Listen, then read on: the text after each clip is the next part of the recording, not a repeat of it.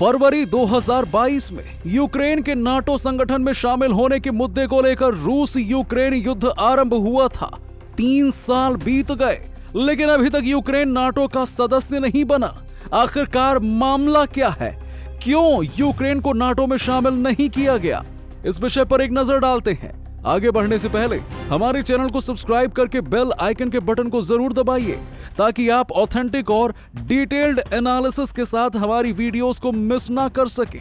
दरअसल रूस यूक्रेन का युद्ध आरंभ ही हुआ था यूक्रेन के नाटो ज्वाइन करने के जिद को लेकर, मगर रूस ये बिल्कुल नहीं चाहता था।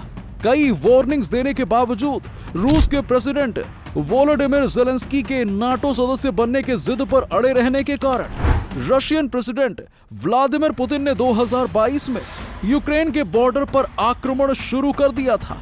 इतना होने के बावजूद आज तक यूक्रेन को नाटो में शामिल नहीं करवाया गया। सवाल उठता है कि क्यों? इसके बारे में हम आगे जानेंगे।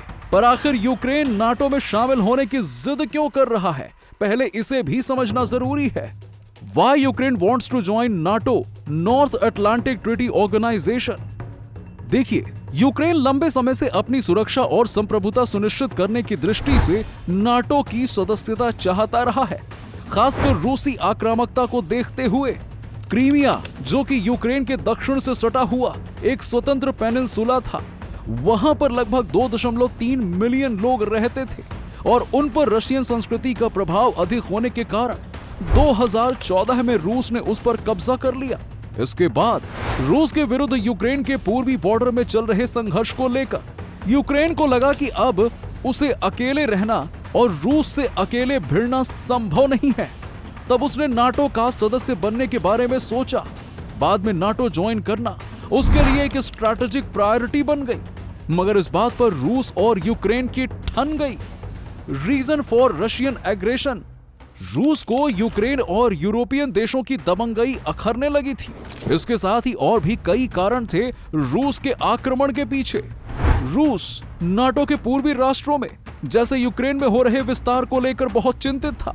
उसे लगा कि यह उसकी राष्ट्रीय सुरक्षा के लिए खतरा है, क्योंकि अगर यूक्रेन नाटो का सदस्य बनता है तब नाटो की सेना यूक्रेन रूस के बॉर्डर पर आकर खड़ी होगी, जिससे रूस को लगा कि उसके राष्ट्रीय सुरक्षा और स्वतंत्रता को खतरा हो सकता है। अगर कभी यूक्रेन रूस या नाटो देशों और रूस के बीच में युद्ध हुआ तो ये नाटो को रूस पर रणनीतिक बढ़त दे सकता है और कई अन्य विषयों में प्रेशर पॉइंट बन सकता है। इसलिए रूस ने मांग की कि नाटो अपना विस्तार रोके और यूक्रेन को गठबंधन में शामिल ना करे। इसके बदले रूस यूक्रेन के साथ मौजूदा सभी विवादों को बातचीत के माध्यम से निपटा लेगा। रूस ने दावा किया कि यूक्रेन अपने डोनबास क्षेत्रों में रूसी भाषी लोगों के खिलाफ नरसंहार कर रहा है, मगर इस दावे को निराधार कह के खारिज कर दिया गया। पुतिन ने इस आक्रमण को यूक्रेन को नाजी मुक्त और सैन्य मुक्त करने के लिए आवश्यक बताया, जिसका उद्देश्य सैन्य कार्रवाई को उचित ठहराना था। इसके अलावा एक महत्वपूर्ण कारण है कि रूस आर्कटिक क्षेत्र पर अपना नियंत्रण बनाए रखना चाहता है, क्योंकि कहा जाता है कि जो भी इस क्षेत्र पर अपना कंट्रोल बनाए रखेगा वो संभावित विश्व नेता बन जाएगा। आर्कटिक क्षेत्र में प्रचुर मात्रा में प्राकृतिक संसाधन जैसे कि तेल, गैस और मिनरल्स उपलब्ध हैं, जो कि ग्लोबल एनर्जी सिक्योरिटी के लिए महत्वपूर्ण है। इसके अलावा आर्कटिक समुद्री मार्ग के विकास से इस रीजन में व्यापार बढ़ेगा, तो उससे लाभ होगा।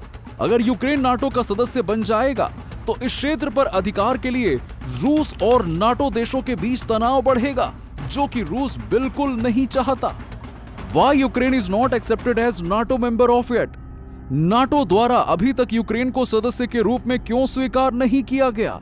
इसके कई कारण हैं। पहला कारण तो रूस के साथ चल रहा युद्ध ही है। नाटो के आर्टिकल 5 के कलेक्टिव डिफेंस सिद्धांत के अनुसार नाटो के एक सदस्य यानी एक देश पर हमले को सभी देशों पर हमला माना जाता है। यूक्रेन जो वर्तमान में रूस के साथ युद्ध में है, अब ऐसी स्थिति में उसे मेंबर के रूप में स्वीकार करने से नाटो तुरंत रूस के साथ सीधे संघर्ष में आ सकता है। ये एक ऐसा जोखिम है जिसे कई सदस्य देश लेने को तैयार नहीं है। दूसरा कारण है अनसुलझे क्षेत्रीय विवाद का। नाटो अपने नियमों के अनुसार अनसुलझे क्षेत्रीय विवादों वाले देशों को सदस्य के रूप में स्वीकार करने से बचता है। क्रीमिया और रूस द्वारा कब्जे वाले पूर्वी यूक्रेन के कुछ हिस्सों पर यूक्रेन के चल रहे विवाद इसमें महत्वपूर्ण बाधा बने हुए हैं। तीसरा कारण बना है सुधारों की आवश्यकता का। वैसे यूक्रेन ने अपने लोकतांत्रिक, सैन्य और आर्थिक सुधारों में प्रगति की है, लेकिन नाटो नेताओं का मानना है कि सदस्यता मानदंडों को पूरी तरह से पूरा करने के लिए यूक्रेन को और अधिक सुधारों को करने की आवश्यकता है, जिस कारण से उसे मेंबर बनाने में विलंब हो रहा है। चौथा कारण है जियोपॉलिटिकल सेंसिटिविटी का। कुछ नाटो सदस्य यूक्रेन को शामिल करके रूस को और अधिक भड़काना नहीं चाहते, क्योंकि मॉस्को अपनी सीमाओं के निकट नाटो के विस्तार को डायरेक्ट खतरे के रूप में देखता है। सर्वसम्मति का अभाव भी एक कारण बना। नाटो को किसी नए देश को शामिल करने के लिए सभी सदस्य देशों की सर्वसम्मति की आवश्यकता होती है। हालांकि यूक्रेन की सदस्यता के लिए सबका स्ट्रॉन्ग सपोर्ट है, लेकिन सभी सदस्य इसे एक्सेशन के समय या शर्तों पर सहमत नहीं है।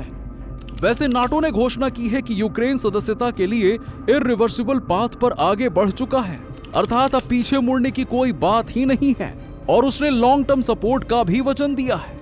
मगर फिर भी इसके प्रवेश के लिए कोई स्पेसिफिक टाइमलाइन निर्धारित नहीं की गई है। ये रही असल में वास्तविक स्थिति। दोस्तों, अगर ये वीडियो और इसमें दी गई जानकारी पसंद आई हो तो इसे लाइक करें और शेयर जरूर करें। धन्यवाद।